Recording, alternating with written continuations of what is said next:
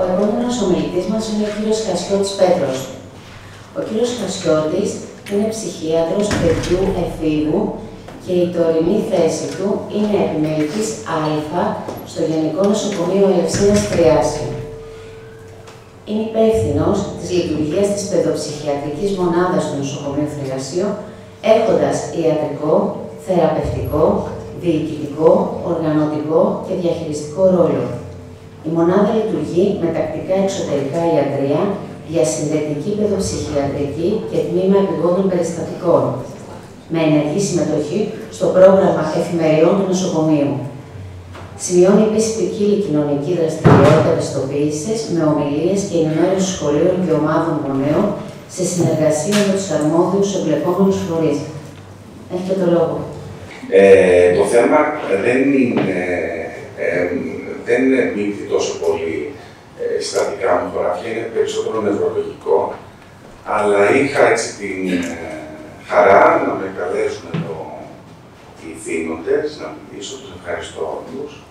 Δεν θα αναφερθώ πάλι στα προηγούμενα, ξέρω που λέγανε όλοι τα αυτό. Κυρία Σοφία, ευχαριστώ όλοι. Λοιπόν, όμως είναι ένα πράγμα, ένα σύμπτωμα που στο παιδοψυχιατρικό ιατρείο το έχουμε πάρα πολύ συχνά. Το βλέπουμε πάρα πολύ συχνά και το συναντούμε πάρα πολύ συχνά σαν παράπονο των παιδιών. Από το Δημήτρη που είναι πολύ μικρός, μέχρι και έναν έφηβο. Και νομίζω και προηγουμένως εδώ σε έναν βαθμό καλύφθηκε λίγο το θέμα, οπότε και εγώ θα μιλήσω γύρω στα 6 λεπτά, χρονομετρημένα όλα. Δεν θα κοιτάσω και γενικά, οι κεφαλαλγίες στα παιδιά, κάτω από τα 3, στα μωρά δηλαδή, είναι σπάνιες. Έτσι. Αν όμως υπάρχουν οι πονοκέφαλοι σε παιδάκι κάτω από τα 3, πρέπει να το ψάξουμε αρκετά, γιατί κατά ποσοστό συντριπτικά μεγάλο δεν είναι οι μικρανίες, αλλά είναι κάτι άλλο. Όμως όλοι οι έφηβοι αναφέρουν πονοκέφαλο. Το 75% αναφέρει ότι είχε πονοκέφαλο έστω και μία φορά, το άλλο 25% λέει ψέματα. Έτσι. Όλοι έχουν κάποια στιγμή ένα πονοκέφαλο, μια κεφαλαλγία. Και ο πονοκέφαλος και η κεφαλαλγία είναι το ίδιο πράγμα. Και οι μελέτες δείχνουν ότι ουσιαστικά τουλάχιστον ένα παιδί σε κάθε σχολική τάξη έχει ημικρανία. Μεγάλο ποσοστό. Ωστόσο, είναι διάγνωση εξ αποκλεισμού. Τα είπε και η κυρία Κουτσοκέρα προηγουμένως, δεν θα μπω σε τέτοιες διαδικασίες. Θέλει ψάξιμο, θέλει ένα καλό νευρολογικό, ατομικό, οικογενειακό και σχολικό ιστορικό, προκειμένου να καταλήξουμε στο ότι κάποιος νέος, κάποιος έφηβος, κάποιο παιδί έχει μικρανία. Αυτά σαν στη θεραπεία. Ωραία, τελειώνουμε. Λοιπόν, οπότε, μιλήσαμε πριν, πολύ ωραίο αυτό με τα ημερολόγια. Εδώ εμείς εδώ το γενικεύουμε και μιλάμε ότι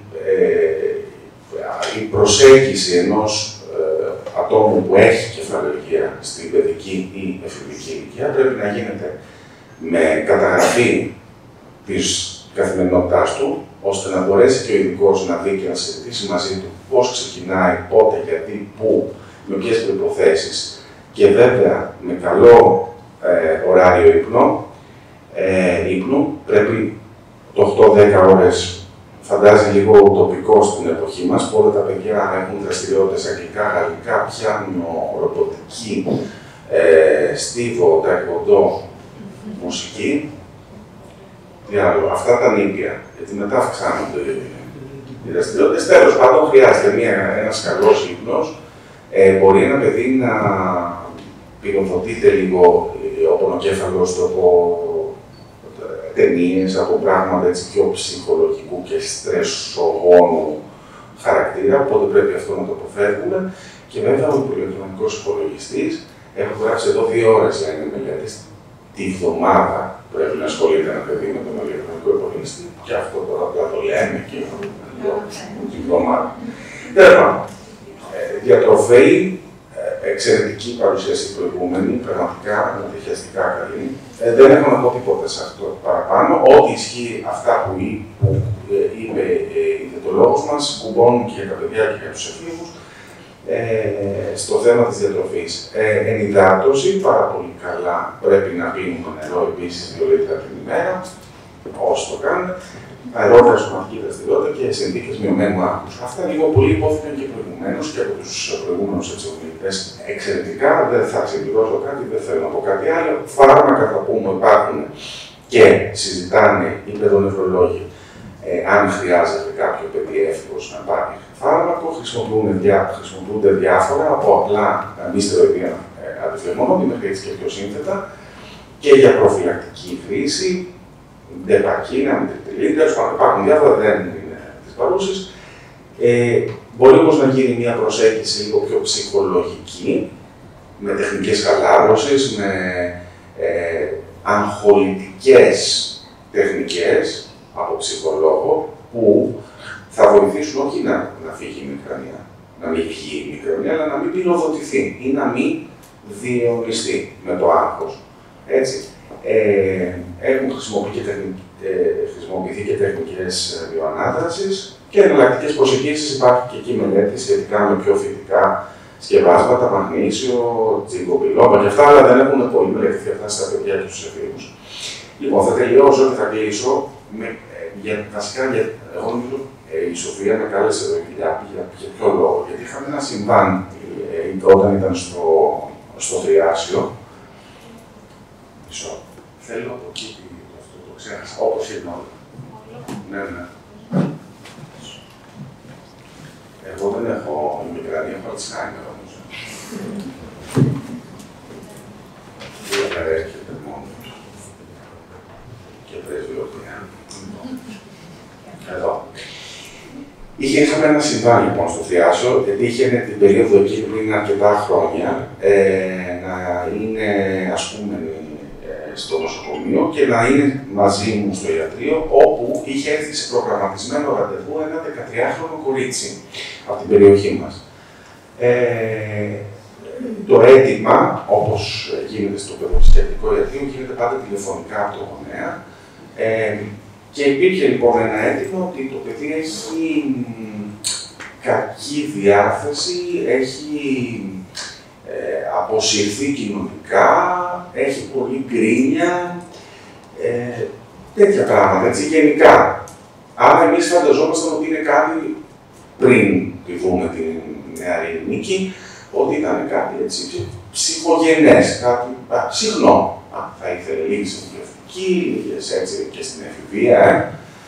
Λοιπόν, τέλος πάντων έρχεται ένα κορίτσι έτσι σεμνό, ήρεμο και πολύ εσωστρεφές θα έλεγα, το οποίο μας, από την κουβέντα που κάναμε μαζί με την ψυχολόγο μαζί του, διαπιστώσαμε ότι είχε καταρχάς ένα ιστορικό θετικό από τη μεριά της μαμάς για μικρανίες. Εντάξει, οκ. Το κρατήσαμε. Παλιότερα είχε πάει για θεραπείες, ψυχοθεραπείες, γιατί είχε λέει άγχος αποχωρισμού, είχε φοβίες. Ο πονοκέφαλος στην ψυχιατρική των παιδιών πολλές φορές είναι άγχος αποχωρισμού. Λένε τα παιδάκια, όχι ο Δημήτρης, αλλά σε αυτή την ηλικία, έτσι, κυρίως στην προσχολική και στην αρχή σχολικής ηλικίας, λένε πονάει το κεφάλι μου, θέλω να πάω σχολείο. Και πονάει το κεφάλι, δεν το κάνω ψέματα, έτσι, αλλά είναι ένας πόνος ψυχογενούς αιτιολογίας, ο οποίος προκύπτει από το γεγονός ότι φοβούνται, έχουν άγχος αποχωρισμού, μη συμβεί κάτι στους γονείς τους κλπ. Οπότε αυτό πρέπει να το ψάχνουμε. Δηλαδή, βάζω ένα καινούριο αστεράκι στις μικρές ηλικίες, που διαφέρει από αυτά που υπόθηκαν από τους προηγούμενους, γιατί πρέπει να το δούμε, δεν είναι μικρά μία και καλά. Τώρα, βέβαια, αυτή είχε ένα ιστορικό όταν ήταν μικρή, έγινε με το ζόρι πήγαινε σχολείο, όταν παραπώνει, όταν στην πρώτη δημοτικού, με τα κοιλιά της, με το ένα, με το άλλο. Τέλος πάντων, πήγαινε μίζερο, ρε παιδί μου, έτσι ένα παιδάκι μίζερο. Πήγαινε όμως, όλα τα έκανε. Μήπως έχει και κατάθλιψη, λέω τώρα, εφηβεία, ξέρω, όσο μιλούσαμε, ότι παρατηρούσαν. Έλεγε λοιπόν, είπε όμως κάτι πολύ φοβερό, ότι αυτή έχει τόσες, πονάει το κεφάλι της, δεν ήξερε ακριβώς, δεν περιέγραφε την τυπική μικρανική, έτσι που δείξαν τις εικόνες, έτσι εδώ και αυτά, δεν περιέγραφε. Έλεγε, πονάω, κανένας. Όμως είπε κάτι πολύ συγκλονιστικό, ότι εγώ πριν βγω να πάω στα αγγλικά, παίρνω έναν ντεπών. Και της λέω, γιατί, για να μην με πιάσει πονοκέφαλος. Πολύ εντυπωσιακό για ένα παιδί, και λέω στην αρχή, πω, υποχόντριο αυτό. Γκρίνια. Όμως και πάλι δεν είχε μια τέτοια εικόνα, είχε μια εικόνα ενός παιδιού.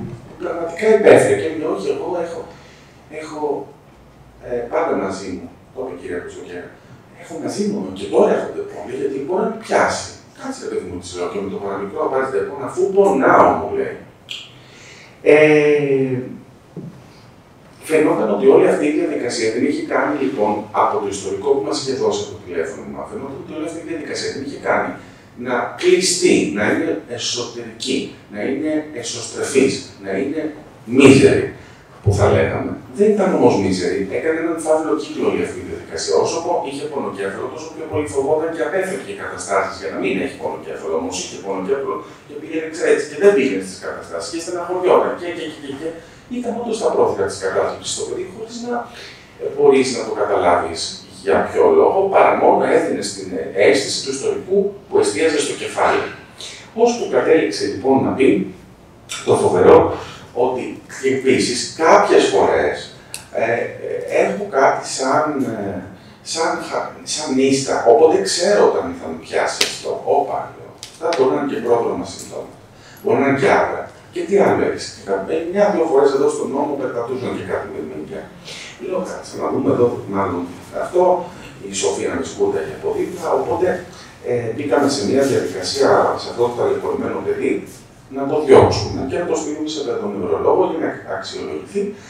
Το feedback λοιπόν βέβαια που πήραμε ήταν ότι είχε όντως η μικρανία και ακολούθησε την ενδεδειγμένη αγωγή και από ό,τι θυμάμαι μετά στο μετέπειτα πήγε καλά και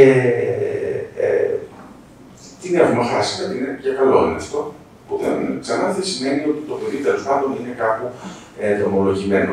Όλα αυτά τέλος πάντων ήθελα να τα πω γιατί ειδικά στα παιδάκια τα μικρά και στους εφήβους ιδιαίτερα, οι οποίοι πολύ συχνά μπορεί να παραπονιούνται για διάφορα συμπτώματα περίεργα, θα πρέπει να είμαστε αρκετά ευαισθητοποιημένοι και να είστε εσείς ως γονείς, ως κοινό που μας παρακολουθείτε, γιατί καμιά φορά μπορεί να κρύβονται και κάποιοι πονοκέφαλοι εν είδη ημικρανίας που χρήζουν διαφορετικής προσέγγισης από το να του λένε έλα δεν έχεις τίποτα, ή έλα έχεις ψυχολογικά, ή έλα έχεις οτιδήποτε. Μπορεί να έχει και να το επιδεινώνουν, μπορεί να το προκαλούν δευτερογενώς στο ψυχολογικό ή μπορεί να συνυπάρχουν και τα δύο. Οπότε θα πρέπει να είμαστε λίγο έτσι σε μια στάση πιο προσεκτική. Αυτά λοιπόν για την ιστορία της νίκης, η οποία νομίζω νίκησε το πονοκέφαλο. Ελπίζω να μην σας πονοκεφάλισα, θα σας τελειώσω πάντα με το αγαπημένο μου Παρίσι. Αυτή είναι μία από τις χειρότερες φωτογραφίες του πύργου του Άιφελ. Είναι άσπρο γκρίνιαρο φωλή, φρικτή, ενώ ο πύργος του Άιφελ είναι κουφέτος, συγκλονιστικός. Αυτός είναι ασθενής με την ημικρανία, ενώ είναι συγκλονιστικός, χάνει το φως του, χάνει το χρώμα του, χάνει την αρχοντιά του, γιατί έχει πονοκέφαλο. Ευχαριστώ.